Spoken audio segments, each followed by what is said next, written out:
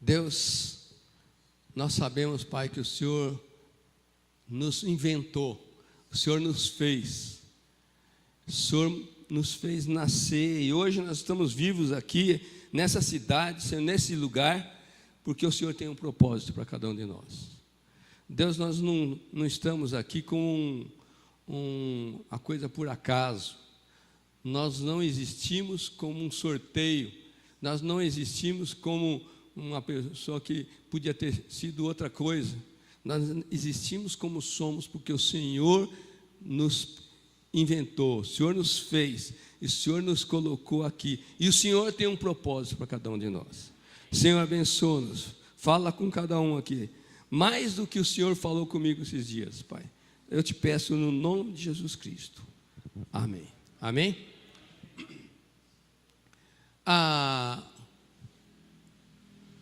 Deus tem um propósito, e Ele nos trouxe à terra para marcar vidas. É isso que eu quero que você preste atenção. Não é à toa, você não está aqui na terra, você não está aqui, quem mora nesse bairro ou no outro bairro, ou você não está nesse tempo aqui na cidade de São Carlos, no Brasil. Não é à toa. Deus planejou tudo e trouxe você para marcar vidas. Marcar vidas, queridos, é fazer uma diferença na vida dos outros. Marcar vidas é você ser usado por Deus para tocar nas pessoas, para abençoar pessoas, para as pessoas serem abençoadas. Amém? Agora, muitos são usados pelo diabo para marcar negativamente, né? Para trazer tristeza, para trazer raiva, para trazer problemas, mas que você não seja desses, amém? Amém? Você seja aquele que vai ser usado por Deus para marcar as vidas na história das pessoas positivamente, amém? Muito bem, eu quero conversar sobre, está um pouquinho difícil, sobre a rainha Esther. O livro de Esther começa falando dessa moça que chamava Radassa. Fala do Mardoqueu ou Mordecai, tem algumas versões de Bíblia que chamam de Mordecai. Fala de um rei que chamava Assuero e termina com uma festa. O livro é assim, termina com uma festa chamada Purim. Agora, vamos entender um pouquinho o contexto do que está acontecendo aqui. Livro de Esther, abra aí o livro de Esther, antes do livro de Salmo.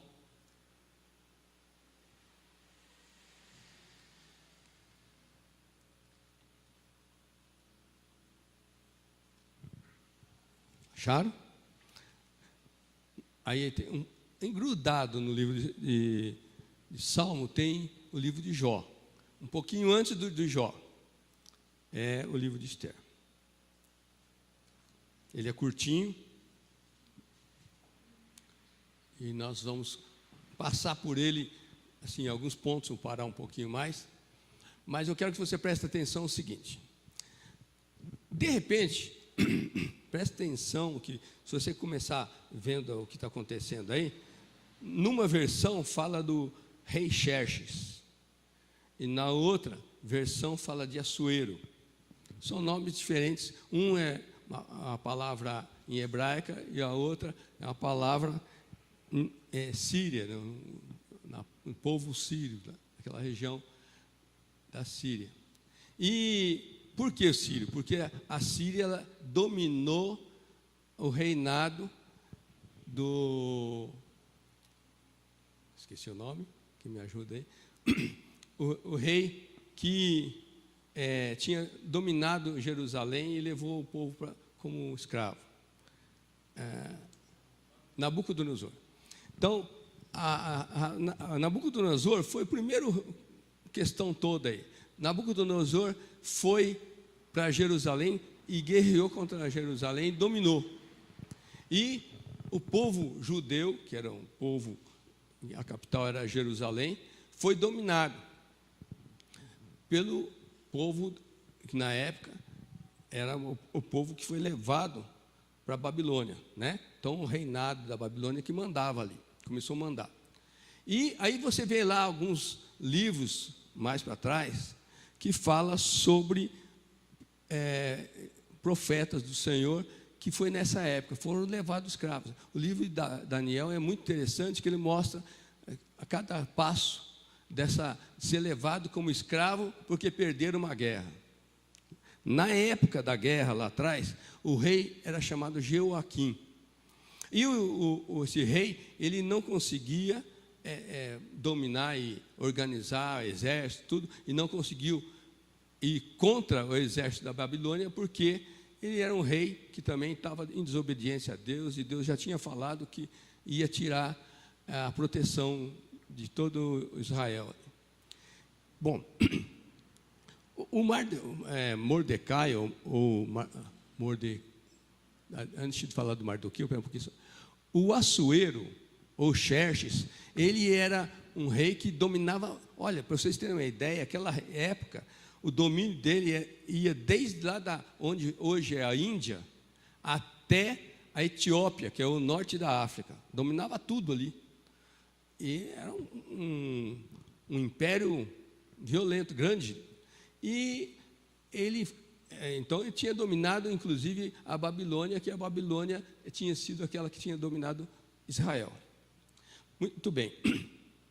Esse rei, que eu estou aqui pondo o nome de Assuero, ou então Xerxes, ele tinha uma mulher, e essa mulher, fala no começo do livro de Esther, a rainha, que era muito bonita, tudo, só que ela era meio cabeça dura, achava que ela podia mandar, tal. Numa festa, o rei estava lá bebendo, já fazia tempo, junto com os convidados dele, e um dia ele mandou chamar a mulher dele, que ele queria que ela se vestisse bonito, tal, para se mostrar a beleza da mulher dele para o povo que estava na festa.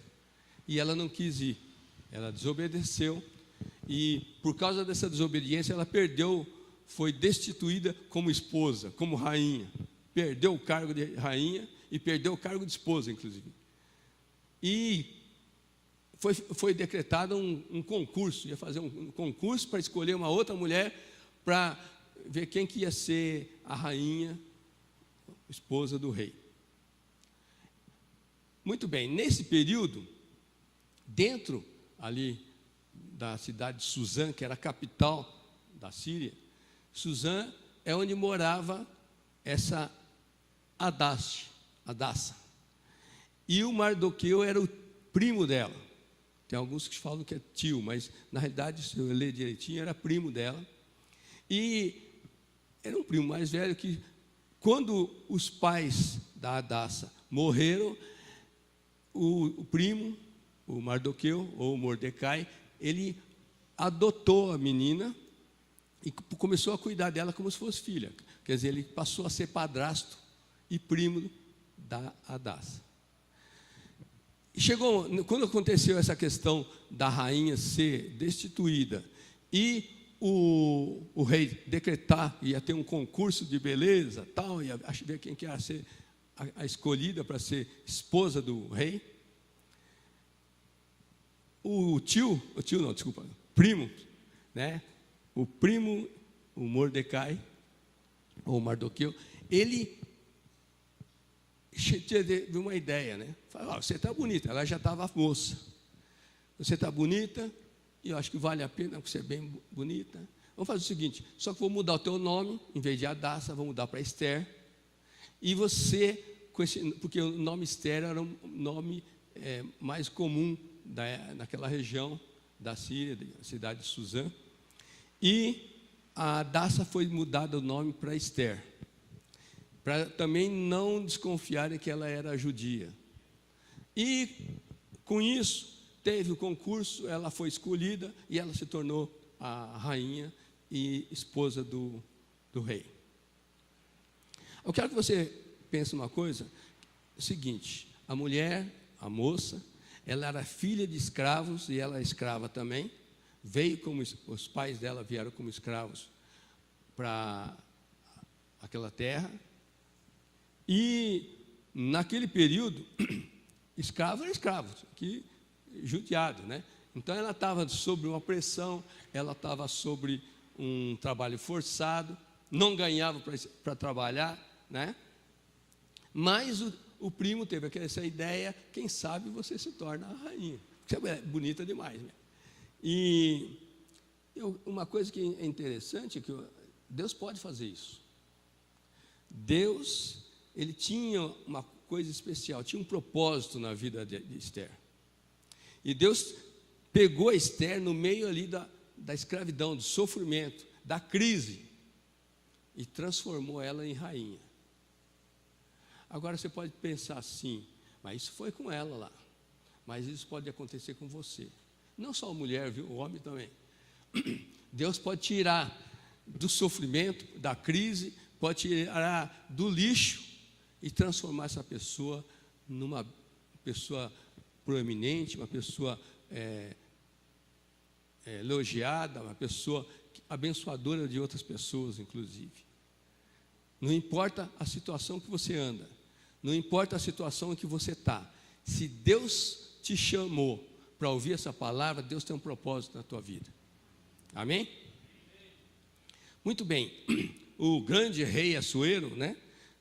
Ele dominava todo aquele império. Ele escolheu a esposa e começou a conviver com ela. E isso significa que Deus pode levantar qualquer um. E o Assuero não sabia. Ele não sabia que aquela moça que ele estava casando era judia. Tá? Vamos ler no capítulo 4. Capítulo 4. Eu vou ler do verso 10 em diante até o 16.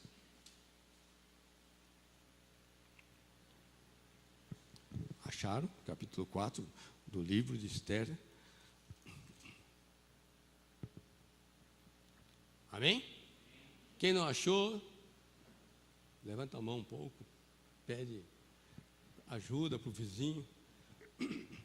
Não achou, filha? Achou? Então tá bom.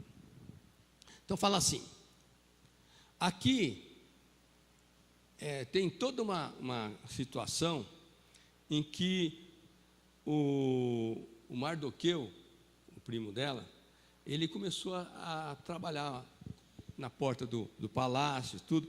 Se você ler um pouquinho antes, você vai ver que tinha um cara que ele era o inimigo do povo de judeu, não gostava de judeu. Conhece gente assim? Que não gosta de judeu? Eu tenho lido alguns livros sobre Israel, e a história de Israel, e a história mais recente, né? Como teve e sempre tem tido gente que não gosta de Israel. Israel é um paizinho. Se você for ver, ele é menor do que o estado de São Paulo.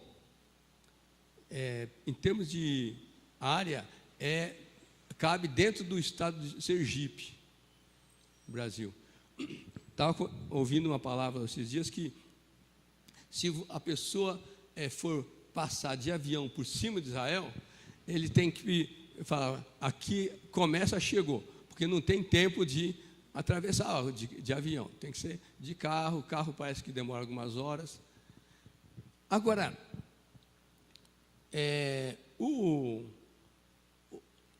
esse cara chamado Amã, ele odiava, nós vamos ver alguma coisa sobre ele, ele odiava os judeus e não sabia que a rainha era judia. E um dia, como ele sabia que o primo da Mardoqueu era judeu, ele começou a bolar, porque o Mardoqueu não se curvava quando esse Amã passava.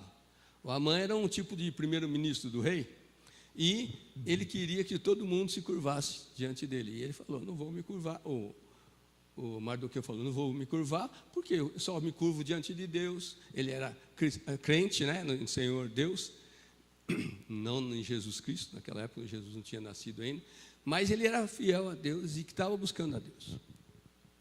E não se curvava diante do Amã.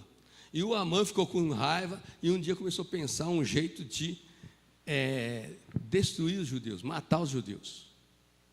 E, se você ler um pouquinho antes do capítulo 4, o Amã, no capítulo 3, ele tem um plano de exterminar todos os judeus. E ele pegou e escreveu todo o plano dele como uma lei e foi eu ia falar presidente, né? Foi para o rei e pediu para o rei assim, aprovar, e o rei nem leu direito e nem sabia o que estava acontecendo, e aprovou. E foi aprovado então que um dia, ia ser o dia 13 do mês de Adar, nesse dia ia ter a morte de todos os judeus enforcados. Mortos, não, enforcados não, alguns iam ser enforcados, outros não. Ia ser mortos tudo pelos pessoal sírios que moravam ali, pessoal da Babilônia, tudo. Eles iam ter autorização para matar todos os judeus. Vou voltar um pouquinho à história, né, que eu estava falando. Eu estava vendo esses dias que a Igreja Católica chegou a um ponto, né, com aquele que todo mundo já ouviu falar do Agostinho, um pouquinho antes dele, começaram a entender que Israel, depois que a pessoa aceita Jesus, Israel dos judeus não vale mais para nada.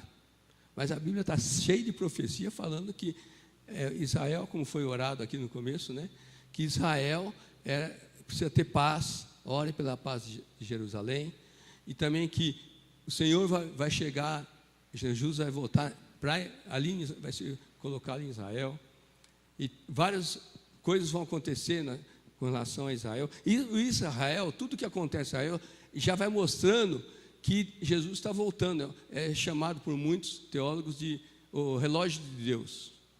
Esses dias agora, o presidente dos Estados Unidos, ele, como que ele chama? Ele colocou no YouTube e falou publicamente que ele quer que Jerusalém seja a capital de Israel. Isso está virando maior rebu, né? Maior luta, tem muita gente indo contra. Por quê? Porque até em 1948, nada era de Israel. Eles tinham perdido tudo, com uma invasão lá atrás, inclusive dos católicos, junto com o pessoal pessoal de Maomé lá. Eles dominaram a região, depois, os católicos primeiro, depois o pessoal do islamismo dominaram a região, e ficou até perto de 1948. 48, a ONU se uniu e decidiram dar um pedaço da terra para Israel, né? E em 1967, quem teve vivido em 67 aqui? Eu tive, pouco só eu e a esposa, a pastora, até aqui.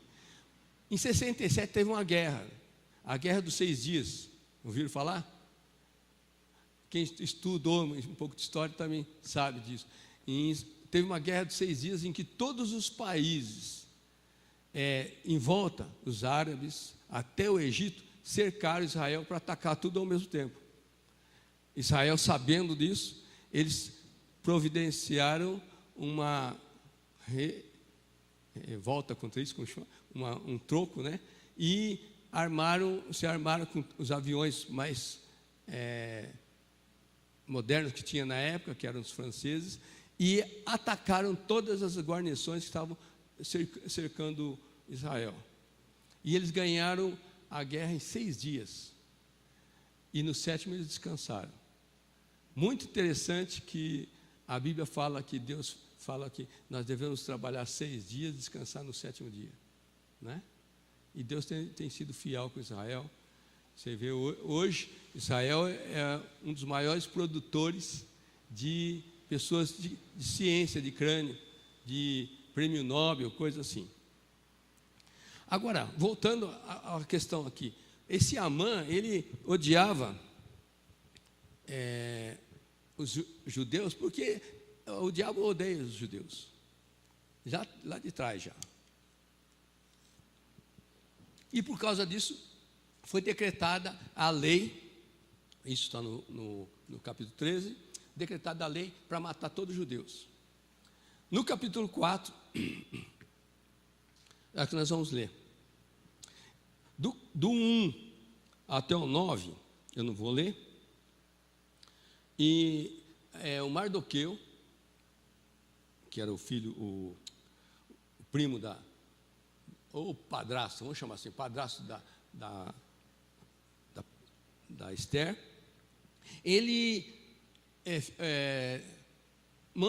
teve um jeito de dar um recado para a Esther. A Esther não sabia, estava dentro do palácio, não tinha comunicação nenhuma com as leis que o rei assinava.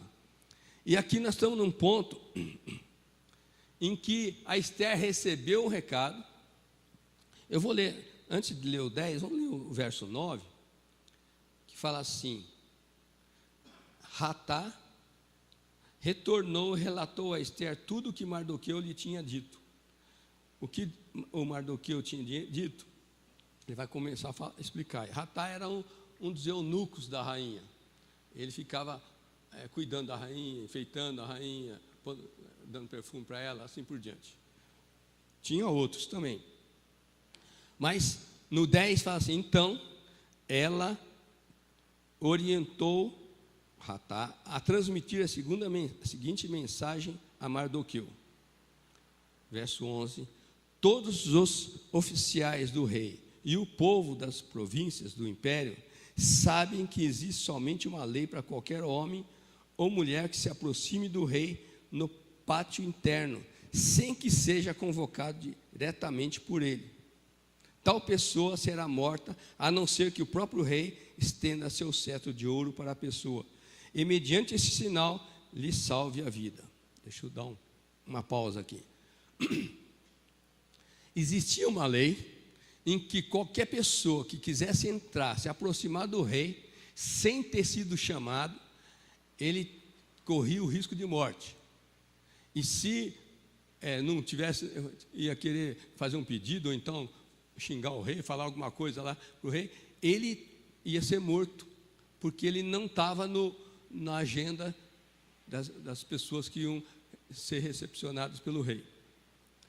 E ela, a rainha, também não podia ir se encontrar com o rei, a não ser que o rei chamasse ela. E já fazia um tempo que o rei não chamava ela. Nós vamos ler, tá? O 11: todos os oficiais do rei e o povo da província do império sabem que existe essa lei, certo? E no final do 11 fala assim: e eu, a Esther falando, né, não sou chamada à presença do rei há mais de 30 dias. Quer dizer, fazia mais de 30 dias que o rei não chamava ela, não via o rei. Eles nem namoravam nada, certo? O rei não chamava ela. 12. Quando Mardoqueu recebeu essa resposta de Esther, imediatamente mandou adverti-la: não imagines que somente por estares vivendo no palácio do rei, serás a única a escapar da matança dos judeus. O 14. Porquanto, se calares nesse momento crucial, certamente socorro e salvação surgirão de outra parte para os judeus. Mas tu e a casa do teu pai, os teus familiares, todos sereis aniquilados. Quem sabe se não foi para este dia, para este momento, que foste nomeada a rainha da Pérsia. A pergunta, né? A rainha da Pérsia. Então Esther mandou a seguinte resposta a Mardoqueu: vai, ajunta todos os judeus que se acharem na capital, Suzã, e jejuai por mim, e não comais, nem bebeis por 3 dias, nem de noite nem de dia. Eu e as minhas servas também jejuaremos. Depois irei ter com o rei, ainda que esse seja um gesto considerado rebelde contra o rei. Se eu perecer, por isso pereci.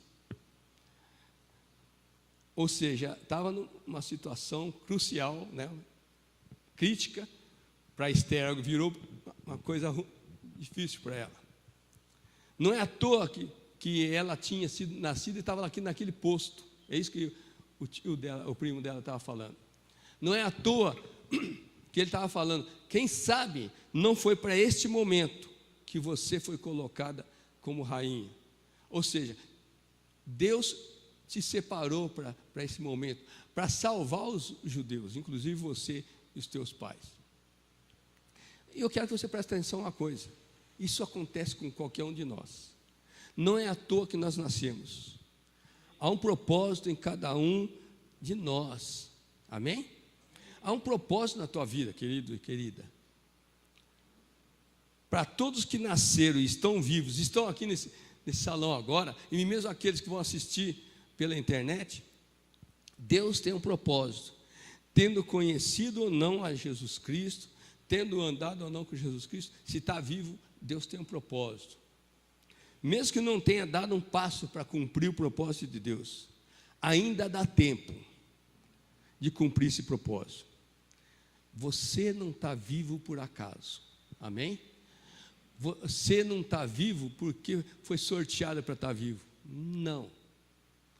Você está vivo porque existe um propósito na tua vida. Esse propósito, Deus quer que você cumpra. Deus quer ver você cumprindo esse propósito.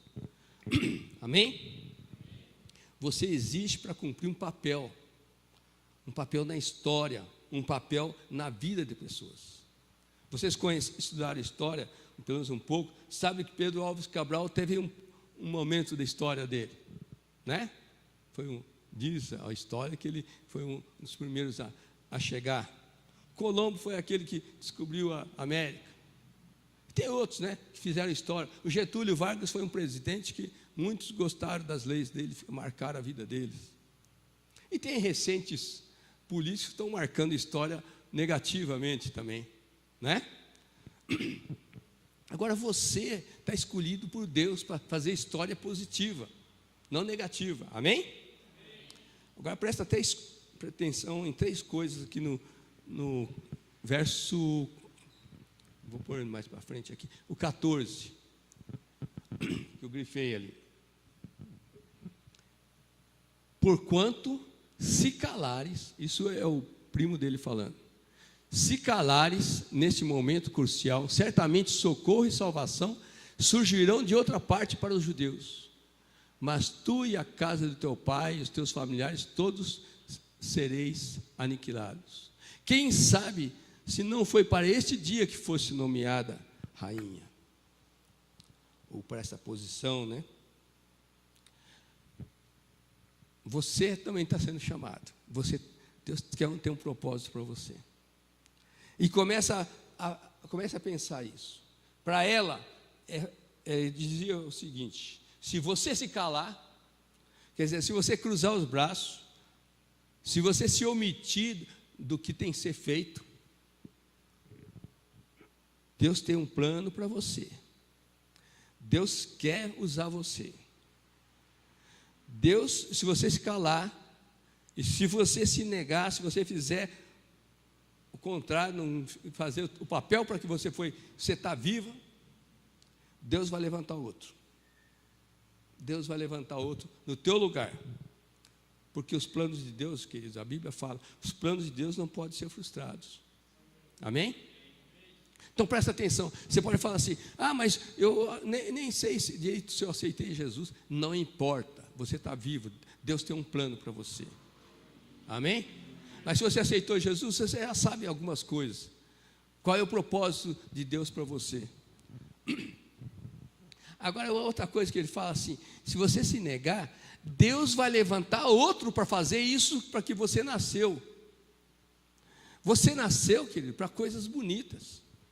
Você nasceu, querida, para fazer a obra do Senhor, fazer aquilo que Deus planeja. Se você se negar, você vai ser deixado de lado, vai perder a tua chance e vai ser levantado uma outra pessoa para fazer aquilo que era para você fazer. É isso que está sendo dito aqui. Amém? Deus pode ter reservado algo para você fazer nesses dias que você nem esperava. Quem sabe você está se negando, às vezes você sabe. Pode ser que você sabe coisas que Deus quer que você faça. Tem coisas básicas que Deus quer que a gente faça. Por exemplo, amar a Deus e amar o próximo é coisa simples, básico. Amém? Se você se nega a fazer isso, você está se negando a fazer uma coisa para que você nasceu. E Deus quer usar a tua vida. Quem sabe você está se negando, mas você precisa mudar a tua vida, a forma de ser, as tuas atitudes, o teu alvo, teus objetivos, para você poder fazer a vontade do Senhor aqui na terra, para que Deus não levante outros, para que Deus não coloque, substitua você e te coloque, não no banco de reserva, mas vai te colocar fora do time. Amém? Presta atenção em como Esther marcou a história daquela nação. No final do livro você vai ver que dá mais de 75 mil judeus que foram salvos. Agora, antes de Esther marcar a história das pessoas, Mardoqueu marcou a história da Esther. Concorda? É muito interessante isso. Você vai vendo que a Esther, ela foi resultado de educação, porque ela era educada tanto que as pessoas que lidavam com ela lá no palácio gostaram dela, a forma dela agir, de conversar, de ser bênção na vida das pessoas. Ela tinha educação, ela tinha amor pelas pessoas. Não importava se a pessoa era escrava ali dentro do palácio, não importava se era um eunuco, se era uma mulher que estava ali só para servir ela cuidava com carinho, com amor. Isso daí, você lendo a história, você percebe isso. Agora, o que eu quero que você preste atenção é esse cuidado, essa atenção, esse chamado de atenção, até puxão de orelha, que o primo dela fez para ela, e ao mesmo tempo Deus está fazendo para nós hoje. Quem sabe você não foi colocado aqui na igreja, quem sabe você não foi colocado naquele emprego que você trabalha, quem sabe você não foi colocado naquela escola que você estuda, quem sabe você não foi colocado naquele bairro, aquele quarteirão que você mora, para fazer a diferença, trazer a bênção de Deus, para levar pessoas, para levar salvação, para levar palavras de amor. Deus escolhe cada um de nós, e te escolheu, querido.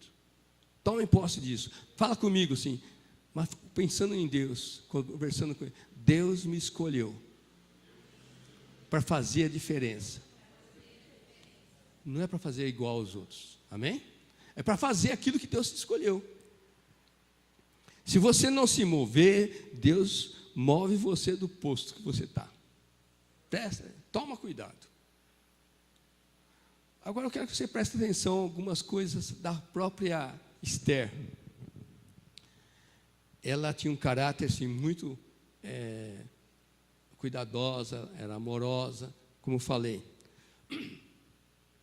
E o Amã, ele estava querendo matar os judeus, e não sabia, mas ia matar até a rainha. Quando a rainha Esther ficou sabendo, ela ficou um pouco preocupada, mas mandou um recado para o primo dela. Escuta, é o seguinte, eu posso até ajudar, mas você sabe de uma lei. Você conhece aquela lei que sabe que se eu entrar lá na presença do rei, ele pode me matar? Ele já mandou embora uma outra rainha, só porque ela desobedeceu, não quis estar, não quis estar na presença dele, na festa. Então ela tentou justificar com uma lei. No fundo ela estava com medo. Vamos e venhamos, não é?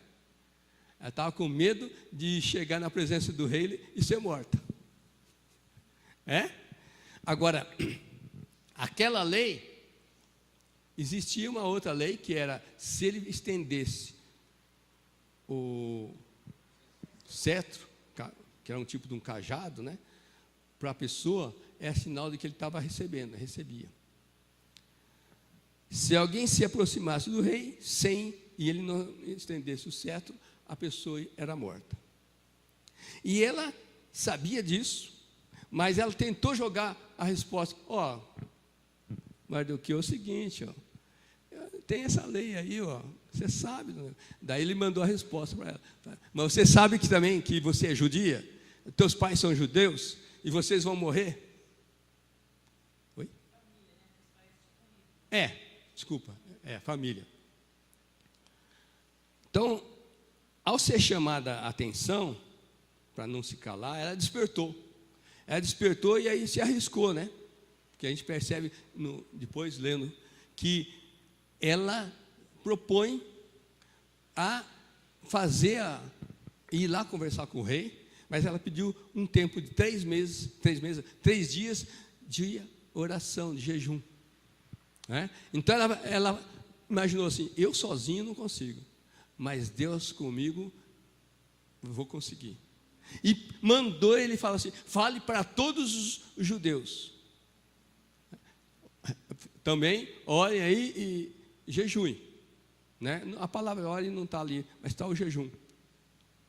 Agora, ela, depois de ter orado, ela conseguiu a coragem do Senhor, né?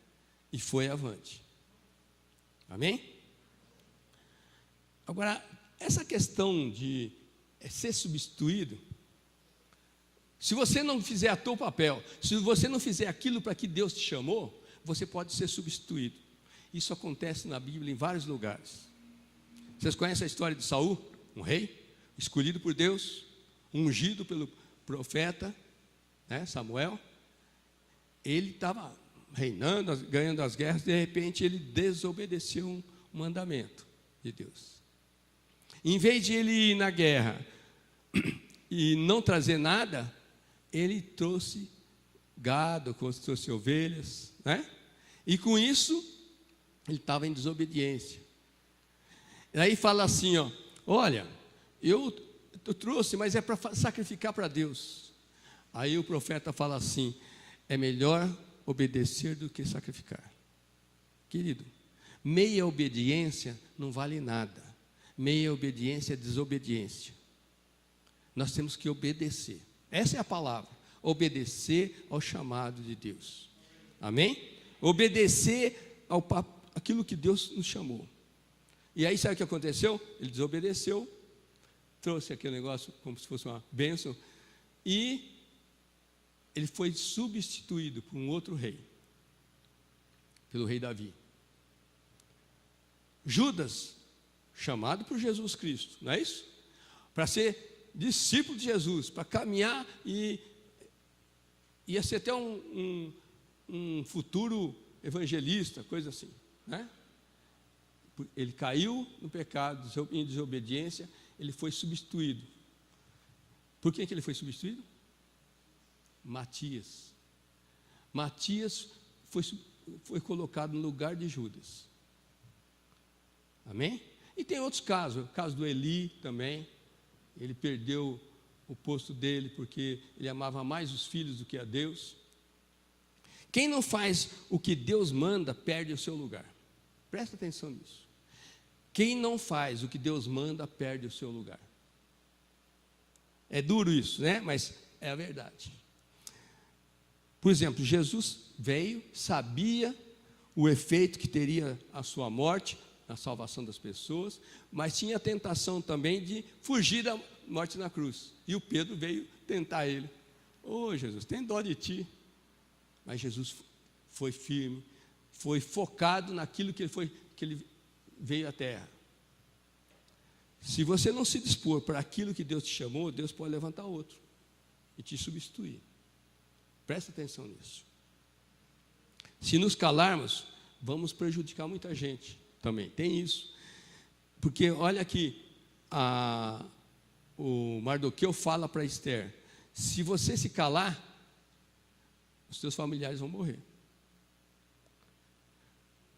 Nessa questão toda, né? Estava prejudicando não só o um pouquinho de gente, mas prejudicando muita gente. Ia morrer muita gente se ela não tomasse providência. A palavra fala que nós somos chamados para ser despenseiros ou administradores das coisas que Ele nos deu, né? Então, nós temos que cuidar das pessoas, amar as pessoas. A Bíblia fala que aqueles que chegam ao serviço da igreja, se achegam a participar da igreja de Cristo, nós temos que ajudar essas pessoas, porque são recém-nascidas espiritualmente. Amém? E não é à toa que a gente deixa aquela faixa sempre lá, né? Nós temos que ganhar vidas para as pessoas, vidas para Jesus Cristo. Nós temos que consolidar essas pessoas na fé, ensinar essas pessoas o básico, consolidando a fé da pessoa. Temos que discipular essas pessoas. Discipular seria aquilo que Jesus mandou fazer. É mandamento discipular, né? Ensinar tudo aquilo que Jesus ensinou, batizando no nome do Pai, do Filho e do Espírito Santo, né? O pecado da feitiçaria do Saul fez com que ele perdesse o trono. O pecado de você desobedecer a um chamado de Deus, a uma ordem de Deus, pode fazer você perder o teu trono também. Você pode achar que você está no trono e pode perder isso rapidinho. Naquele momento ali de crise, que a Esther cresceu, né? Deus levantou ela da crise toda para transformar ela numa rainha. E tinha um motivo, tinha um propósito. O motivo era principalmente que ela se tornasse a rainha que iria impedir a morte de um monte de judeus. Agora, você ter uma ideia do que virou isso, que a Esther foi escrito num livro que está na Bíblia. E hoje, para os judeus, mesmo os que não são cristãos, eles reconhecem a Esther como uma heroína daquela nação. E fazem a festa do Purim que a Esther mandou fazer lá no final. Todo ano tem a festa do Purim lá em Israel. Se nós nos calarmos, nós vamos desonrar o lugar, o posto que Deus nos deu. Agora, o que ajuda a ter sucesso como encarregado do Senhor, como chamado? Primeira coisa é ter foco, focar a vida naquilo que o Senhor nos chamou. Ontem nós estávamos lá em Valinhos, eu achei muito interessante o pastor Jamê falar que o Senhor nos chama e nos dá uma missão. Amém? A missão pode ser diferente para cada um. Tem pessoas que acham assim, missão é só quando vai para outro país, vai lá para a África, evangelizar os índios, né? Mas não é isso. Missão é um cargo, uma tarefa que você recebe para você fazer. E pode ser no quarteirão da tua casa, pode ser nos teus familiares, mas você tem uma missão. Amém?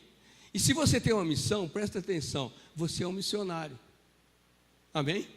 Muitas vezes a pessoa fala assim, mas missionário não é essa pessoa que sai de cidade em cidade? Não. Missionário é aquele que tem uma missão. Você foi chamado para fazer o papel que Deus separou para você. Você tem uma missão. Seja focado naquilo que Deus quer para você. Às vezes você pode dizer assim, não está muito claro ainda qual que é o propósito de Deus para mim. Eu já falei várias coisas aqui que são propósitos de Deus. E você pode procurar na Bíblia e ler, pergunta para Deus em oração, e Deus vai te mostrar qual é o propósito de Deus para você.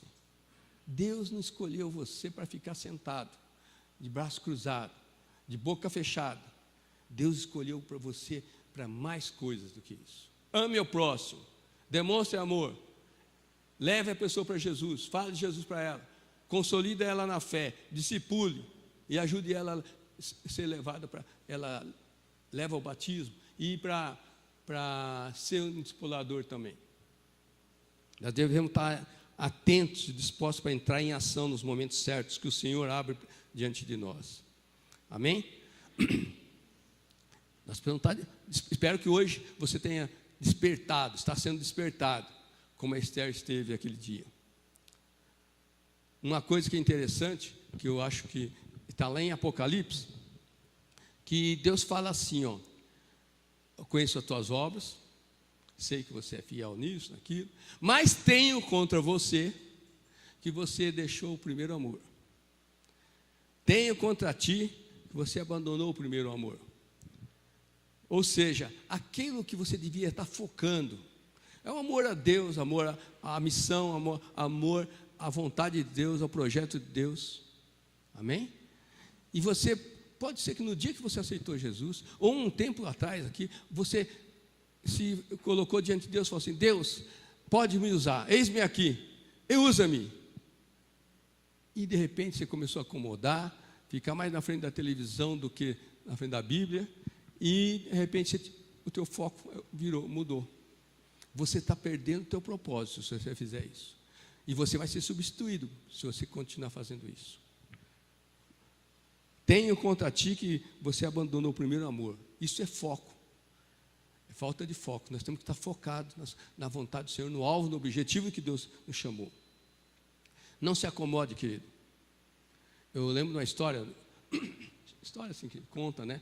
Que já fizeram um teste em laboratório, deve ser laboratório de criança, isso, que pegaram um sapo e puseram numa frigideira no fogo, mas a água estava fria ainda, e o sapo ali, e ligaram o fogo baixinho, e foi esquentando, e o sapo foi acostumando até morrer. Por quê? Porque se acomodou. E se você se acomodar, você pode morrer queimado. Amém? Uma coisa que é muito perigoso em a gente se acomodar é uma palavra que é muito usada, principalmente no grego, e também é traduzida como algumas palavras diferentes, mas tem a ver com autossatisfação, que é chamado de hedonismo. Hedonismo é aquilo que a pessoa, ela quer, os princípios dela é fazer o seguinte: eu vou para a igreja porque eu quero ser abençoado. Eu vou ler a Bíblia, quem sabe Deus tem uma promessa para mim aqui, e eu vou... quem que está no foco é o eu, o ego. E a pessoa, ela não só em relação a Deus, mas em tudo. Aí existem aquelas igrejas que pregam que você vem para a igreja, que você vai receber isso, você vai receber aquilo, tal, né? Como se fosse o centro, a pessoa fosse o centro. Mas na realidade o centro é Deus. Amém? E Jesus Cristo também, né? O seu Filho. Então, nós não podemos viver como os outros vivem no mundo. Você foi chamado para colocar Deus em primeiro lugar, buscar a satisfação pessoal, ou realização pessoal, o eu no centro, é coisa do mundo. Isso é hedonismo. Agora, quando você coloca a tua vida, eu gostei muito daquela penúltima música que nós cantamos, que falava alguma coisa assim: Deus, o Senhor é o maior valor que eu tenho, né? O mais importante da minha vida. A gente tem que ter essa ideia: Senhor, eu quero. O Senhor tem a preferência, lembra dessa palavra? O Senhor tem a preferência em tudo que eu quiser fazer. Você tem feito assim? Você tem andado desse jeito? Faz, Deus, eu vou virar a esquina aqui. Qual que é a tua preferência? Eu vou comprar tal coisa, eu estou querendo comprar tal coisa. O Senhor acha que é bom ou não? Devo comprar ou não? Deus, eu estou de olho numa menina lá. O que o Senhor acha? Vê a preferência de Deus. Deus, eu estou pensando em fazer um concurso para entrar no serviço tal. Pergunte para Deus qual é a preferência dele. Amém? A sociedade que nós temos é muito consumidora, muito egoísta. E você vai só atropelando no área dos lados e muito menos para Deus. Não seja assim. Não deixa amoldar pelo mundo. Amém? Não seja como um sapo na água fervente. Em nome de Jesus Cristo. Nós não podemos viver como os outros vivem. Amém? A Esther, depois de ter falado para o primo dela: olha, jejum, eu vou jejuar aqui também. Terminou o tempo, eu vou, seja para a morte ou não, eu vou fazer aquilo que eu estou sendo chamado. Nós temos que arriscar. Aí que tem a questão do medo. Ixi, quanto a gente vê de medo? Às vezes a pessoa tem medo de mudar de um bairro para outro, porque aquele do bairro lá, eu acho que é pior. Tem medo. Ou então, eu vou dar carona para uma pessoa. Aí, mas e se o cara for bandido? A nossa sociedade está vivendo assim. Sabe que a África, a religião básica da África, que mais existe lá, é a religião de macumba, de feitiçaria. E a pregação deles, inclusive está na cultura deles, é o medo.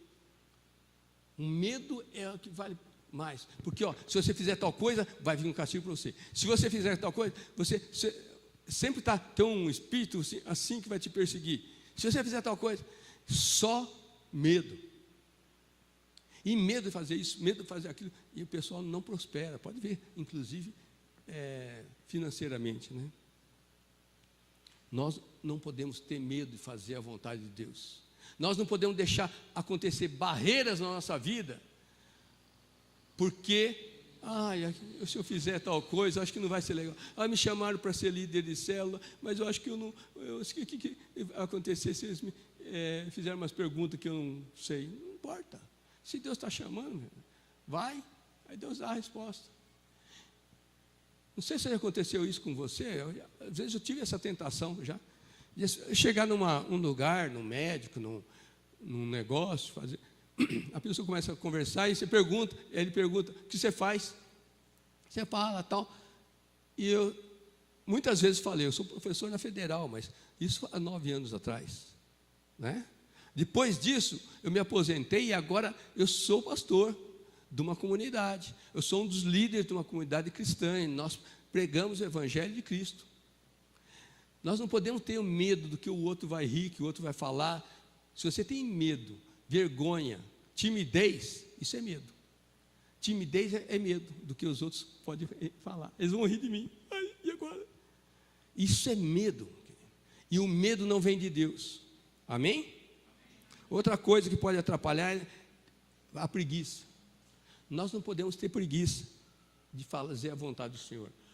Nós não podemos procrastinar. Sabe o que é procrastinar? Empurrar com a barriga. Amanhã eu faço. E não faz. Tem que fazer uma visita lá para um vizinho. Eu vou fazer depois. Não, Deus está chamando, você tem que obedecer antes de qualquer coisa. Ele tem que ter a prioridade. Amém? O jejum e oração não pode faltar para você e para mim. É o que aconteceu com a Esther, nós temos que aprender com isso. Apesar das ameaças, não deixe paralisar, avance. Eu vou ser sincero, eu mesmo muitas vezes fiquei com medo de fazer alguma coisa, né? Conversar com uma pessoa importante, e pedir um favor, mas não importa, se é dentro do plano de Deus, nós temos que avançar. Amém? Outra coisa que eu quero falar, eu ia falar muita coisa sobre o medo, mas eu quero que você preste atenção no risco que a Esther correu. Ela sabia que existia a lei que ela podia ser morta, né? O risco que você corre para fazer a vontade do Senhor, qual é? Alguém te ameaça de morte? Eu sugiro que quem não leu, leia o livro O Homem do Céu. O Homem do Céu mostra bem um homem que lutou tudo para fazer a vontade do Senhor, sendo ameaçado, torturado, chicoteado, etc. Jesus uma vez falou assim: se vocês me confessarem diante dos homens, eu vou confessar vocês para o Pai que está no céu. Mas se vocês não me confessarem, tiver vergonha de falar de mim para as pessoas, eu não vou confessar diante do Pai. Então fala, esse daí não conheço. Querido, isso daí está na nossa mão. de você ser reconhecido no céu ou não como um filho de Deus para fazer a vontade do Senhor. Assuma diante das pessoas, diante do mundo, quem você é depois que você aceitou Jesus, quem você é andando, sendo servo de Deus. Nós não podemos ter, presta atenção nisso, duas identidades. Tem gente que tem duas identidades. Uma para ser cristão aqui dentro. Oi, irmão, paz do Senhor. Oi, parabéns, tudo bem? Um abraço, meu irmão, saudade. Lá fora troca de carteirinha, identidade, e faz de conta que não é nada, é igual aos outros. Isso é duas caras, né? Nós não podemos ser assim, nós temos que ser únicos, aqui e lá fora. Nós temos que ser aquilo que o Senhor chamou. Amém? Aliás, nós somos chamados para ser luz do mundo, né? E não igual ao mundo. E uma coisa que eu vejo que é muito constante na vida de muitas pessoas é se vender. Se vender no que sentido? Jesus quer que eu faça tal coisa, mas vem uma outra pessoa e fala, mas olha, você não precisa ser honesto toda hora, um pouquinho de dinheiro aqui a mais, tal. Você tem que ser o que você é diante de Deus e diante das pessoas. Amém? Não se venda, não venda teus princípios, que são os princípios de Deus. Não troque favor nesse sentido. A única coisa que você deve fazer com as pessoas é amar as pessoas. Amém? Se envolva de corpo e alma com a causa do reino. A omissão é um pecado. E fidelidade ao Senhor. Lá em Apocalipse tem uma passagem que fala, ser fiel até a morte. E eu vou dar para vocês a vida eterna. Ser fiel até a morte, ou dar-te-ei a coroa da vida. Amém? Se nós formos fiéis ao nosso chamado, e até a morte, nós vamos agradar ao Senhor, vamos receber a coroa da vida. Mas, se nós não formos fiéis, formos infiéis ao nosso chamado, nós vamos desonrar todo o investimento que Deus colocou em nós. Você tem uma semente de Deus, eu também tenho, e essa semente é para estar brotando, ou já está dando fruto, e se você abafa, se você não é fiel ao Senhor, você abafa essa semente, e não deixa o Senhor agir através de você, aqui na sociedade.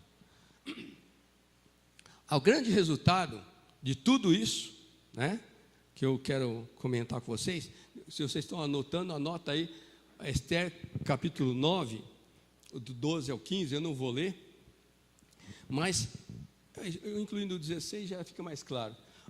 Esther capítulo 9, do 12 ao 16, mostra que, quando a Esther conseguiu falar com o rei mudou, né, a lei, mas ele não podia mudar a lei toda. Então ele fez uma outra lei que permitia aos judeus se defenderem de qualquer ataque daquelas pessoas da Síria. Então eles não iam ser mortos se eles se defendessem. E a Bíblia mostra aí nos capítulos 12 a 15 que 18 pessoas foram mortos pelos judeus só na cidade de Suzã.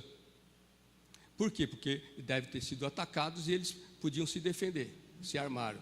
E depois, no 16, mostra que no total do país morreram 75 mortos, de pessoas que tentaram atacar os judeus, mas os judeus estavam se protegendo, estavam armados. Muitos judeus iam morrer, muito mais que isso, né? Porque eles tinham uma lei agora, que a Esther lutou por isso, se arriscou de morte, e aquelas pessoas foram salvas. Queridos, se a Esther se arriscou, porque reconheceu que ela tinha um chamado, reconheceu que o cargo que Deus colocou para ela veio de Deus, e era para abençoar o povo judeu, assim como outros na Bíblia. Eu quero que você pense sobre você. Você nasceu, foi chamado por Jesus Cristo, e você tem sido neutro ou tem sido ativo naquela visão que Deus deu, aquela direção. Se você foi salvo, você tem uma missão, você é um missionário. E essa missão pode ser no teu serviço, pode ser em qualquer lugar aqui. Amém? Qual a importância que você tem dado para o reino? Qual que é a importância do reino? Você tem dado importância para Jesus Cristo? Tem dado importância para aquilo que Ele tem falado para você? Para essa palavra que Ele está falando para você? Qual a importância que o rei do rei, né? O reino todo tem para você, Deus Criador? Qual a importância do chamado que Deus te deu para você? Você tem focado nele?